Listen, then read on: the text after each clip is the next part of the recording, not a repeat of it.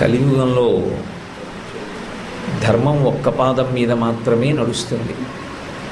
ఒక్క పాదం మీదే ధర్మం నడవడానికి ప్రధానమైనటువంటి కారణం అది కలియుగం కావడమే.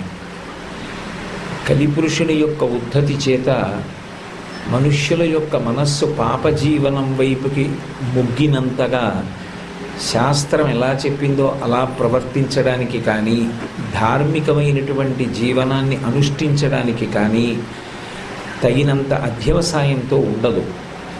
కానీ మిగిలిన యుగాలకి కలియుగానికి ప్రధానమైన వ్యత్యాసం ఎక్కడొచ్చింది అంటే, ఆ రాక్షసుల యొక్క ఉపాధి చేత వాళ్ళు గుర్తింపబడుతూ ఉండేవారు.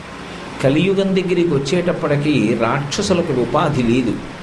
రాక్షసులకు నివాస స్థానంగా బ్రహ్మగారు ఏ ప్రదేశాన్ని నిర్ణయించాడు అంటే మనుష్యుల యొక్క మనస్సుని, మనుష్యుల యొక్క మనసులోనే స్థావరాన్ని కల్పించుకొని ఉంటారు.